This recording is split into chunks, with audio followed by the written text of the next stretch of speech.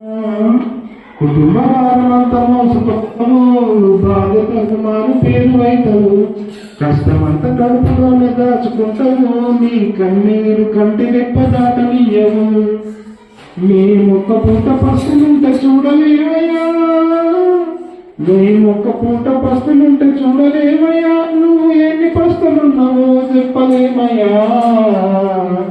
నాన్న నాన్న నాన్న నీ మనసు ఎంత మంచిదో నాన్న, నాన్న నాన్న నాన్న నీ ప్రేమ ఎంత గొప్ప నాన్న.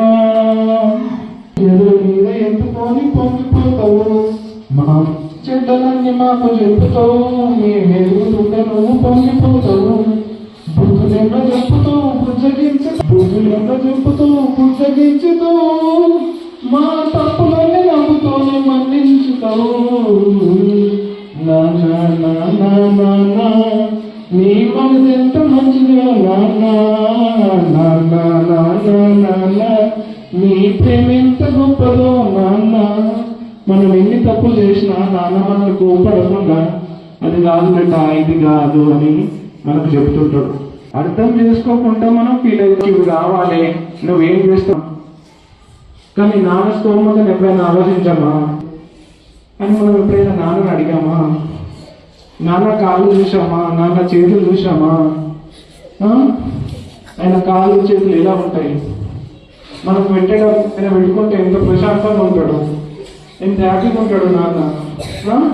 ఆయన జాబ్ చేసి బయటకు వస్తుంటే ఎన్నో షాపులు కనిపిస్తాయి, కానీ ఆయన కోసం కొన్నాడు, మీకోసం కొంటాడు. ఆయన అవే డబ్బులు పెట్టుకొని మంచి షాపులు, మంచి డ్రెస్సులు, మంచి షూ తెచ్చుకోవచ్చు కదా. కానీ మనం ఏమనుకుంటాం, నాకు సైకిల్ ఇప్పలేడు, నాకు డ్రెస్ ఇప్పలేడు అని మనం ఫీల్ అవుతాం. కానీ మనకన్నా మంచి డ్రెస్సులు ఉన్నాయి నాన్నత లేవు. కాబట్టి నాన్నను ఒకసారి అర్థం చేసుకోండి.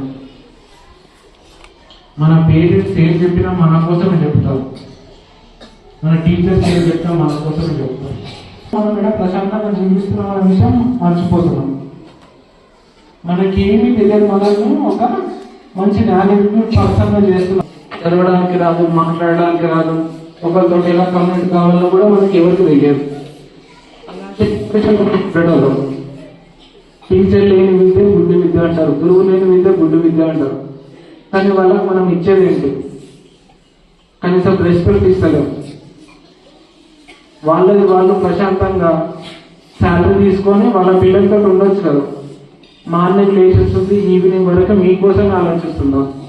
ఈ క్లాస్లో ఈ పిల్లగాని బిహేవియర్ చేంజ్ చేయాలి, ఈ క్లాస్లో వాళ్ళకు వేరే ఆలోచనలే ఉండేవి. వాళ్ళ పర్సనల్ లైఫ్ని పక్కన పెట్టి మీకోసం జీవిస్తున్నారు వాళ్ళు కూడా.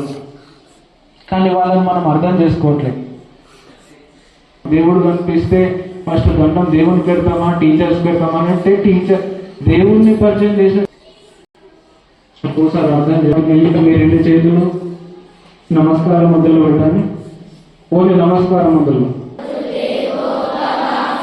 దేవో భవ, దేవో భవ, మాతృదేవో దేవో భవ, ఆచార్య దేవో భవ,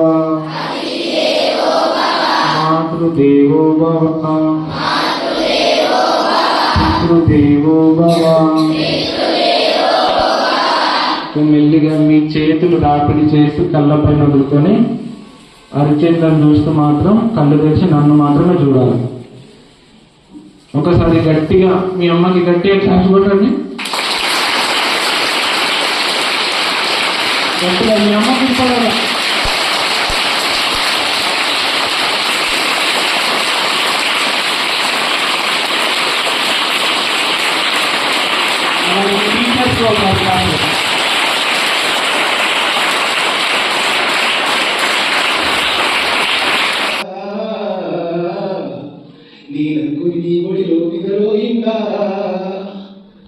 ముద్దు పెట్టుకొని గుండె కద్దుకుంటావు,